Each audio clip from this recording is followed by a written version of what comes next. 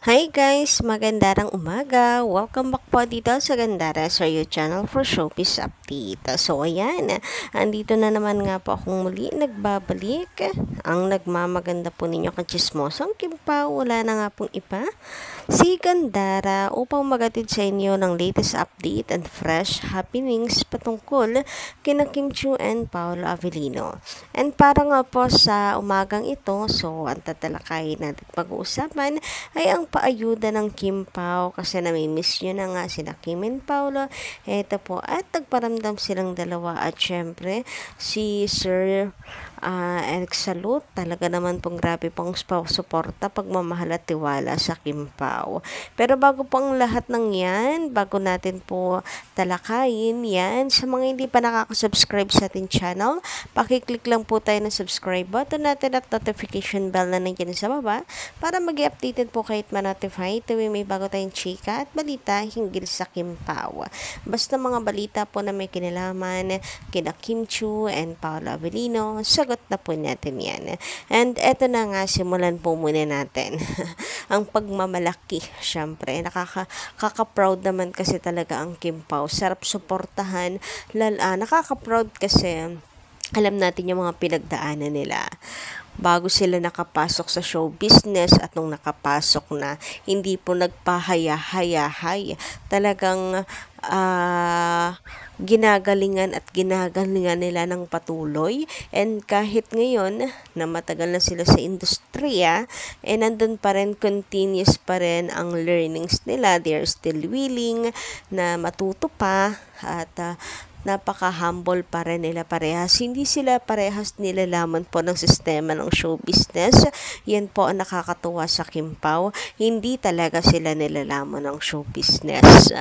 As in, parang bukod tangi nga ang Kim Pao. Yung iba kasi, sabihin na natin, talaga nagpapalamon sa love team, para sumikat, niloloko yung mga fans, etc. Pero si Paolo, never naman Ngayon lang siya kay Kim, which is nilinaw na niya na pagdating kay Kim Chiu, hindi niya pinifake. O doon pa lang may paglilinaw na, kaya alam natin kung bakit siya nag-stick kay Kim Chiu. So, hindi nagpapalamon sa love team na yan.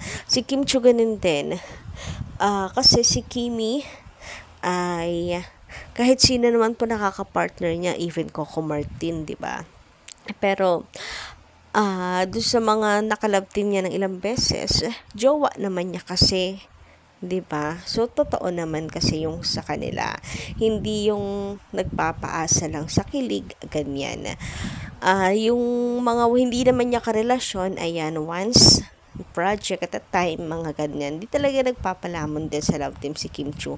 Ngayon, napaulit-ulit sila ni Paolo, naniniwala ako na talagang may romantic relationship sila. And speaking of sistema ng show business, marami pa Marami pa sistema sa show business. Pero nananatili silang totoo, grounded, at hindi lumalaki yung ulo, mapagmahal sa mga fans. Ganun pa rin sila. Kung gaano sila ka-thankful na makapasok sa show business, ganun pa rin po sila until now. And ayun, yung nakaka-proud po sa kanila. Masarap suportahan dahil hindi nga sila nagbabago. Grabe yung kanilang sa mga fans. Hindi po sila marunong dumedma. Yung iba kaya nang iirap. Yung iba hindi namamansin ng mga fans. Pero sila, as long as possible na kaya nila, talagang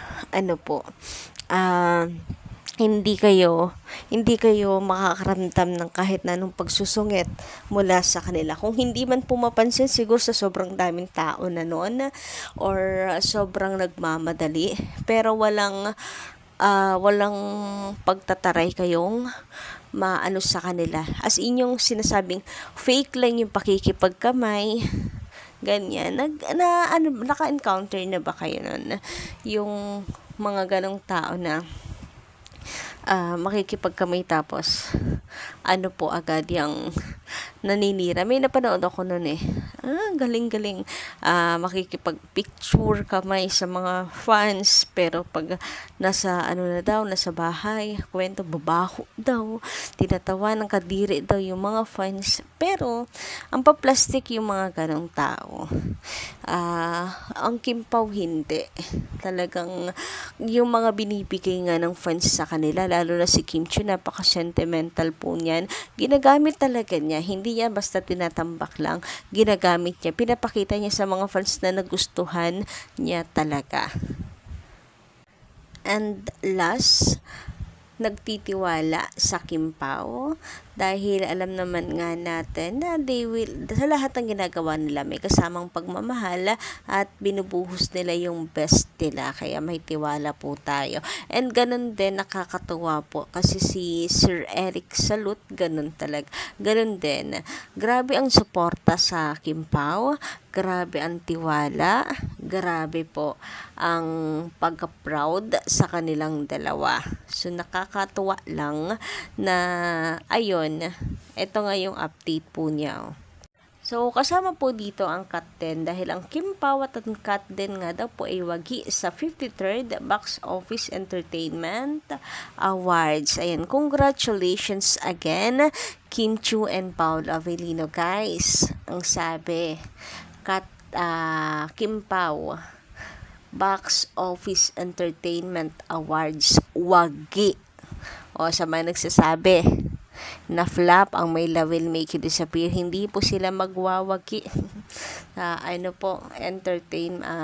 Box Office Entertainment Awards kung flop ang Kim Pao. Diyan pa lang. Ayan, proud na proud po si Sir Eric talaga sa Kim Pao at nakakatuwa. Congratulations again, Kim and Paolo. Another blessings na naman at achievement nila as tandem. Samantala, para sa mga nangungwestiyon, bakit Kim Pao na naman daw may project? So, comment dito ni Madam Visitacion de Guzman. Magandang gabi po sa inyo. Kim Pao kasi ang mabenta ngayon. Kaya sila ang priority ng management. Business yan. Kaya doon sila sa mabenta. Ayaw malugi ang isang company. Doon sila sa sure ang kita. Kumbaga, sa ulam, kahit paulit-ulit, kung masarap, hindi ka magsasawa. So, ayan. Business is business at the end of the day. So, mabenta ang Kim Pao. Sorry na lang, marami kasing fans ang Kim Pao eh. Marami kami ditong nagmamahal sa kanila. Takasuporta. Talaga naman pong, hindi naman kumbaga sayang yung slot. Yung sa halip may magagaling na makakapag-portray pero hindi dahil kung sino-sino yung nilalagay doon, bumababa yung quality ng mga palabas because of fans. Hindi rin kasi bonus na lang talaga na marami pong fans pero hindi sayang ang slot dahil napakahusay po Marte nila Kim and Paolo. So hindi sayang, hindi po pagtatawanan ang showbiz industry dahil kaya pong bigyan ng justice yan nila Kim and Paolo. Ano man po ang mga ibigay po sa nilang genre, kwento, kayang-kaya nila yan. Kahit bago lang siguro at matcha-challenge sila, kaya po nila yan. Samantala, ayan, at dahil tahimik ka po sila Kim and Paolo, miss na miss po sila ng mga fans. So, eto, at tagparamdam na nga si Paolo and Kim Chiu.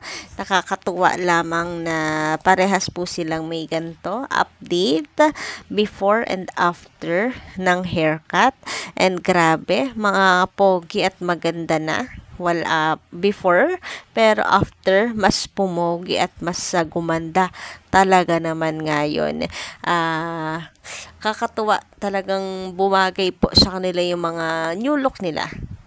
Ayan, kay Kim Chiu, gulat na gulat ako. Bagay pala sa kanyang short hair talaga. Tapos si Paolo Avellino, mas bumata talaga siya. Grabe, mas lalong pumogi talaga si Paolo Avellino. So, yan ang update ng Kim Pao. And guys, alam ko naman, Alam ko naman po na miss nyo na ang Kim Pao. Ay nako, matutuwa kayo dito sa aking i-share na to kasi pati ako shook talaga. Ang galing na talaga ngayon ano. May mga editors na rin talaga ang Kim Pao. Galing mag-i-edit eh. Alam ko naman na miss po ninyo ang Kim Pao. Pero, grabihan naman talaga yung edit. It's giving. Charot. Bentang-benta talaga sa akin ito. And ito yon isi-share ko sa inyo. 1, 2, 3. Charan! Ayan. Pinag-kiss na ang Kim Pao. Galing nung nag-edit ha. Gusto ko yan. Sarap i-wallpaper. Huy, grabihan. Alam naman natin si Kim hindi yan nagpapakiss. Wala namang pictorial silang ganito. Ang galing talaga. As in, kakashook. Parang totoo. Pero ayun nga, si Kim naman ay conservative, demure na dalaga, ganyan. So, wala lang. Naaano lang ako kasi ay grabe yung chemistry ng Kim Pao ay bongga naman talaga. Anyway, hanggang dito lang muna ang aking update. Kita-kits po tayo sa susunod kong chika. Maraming salamat.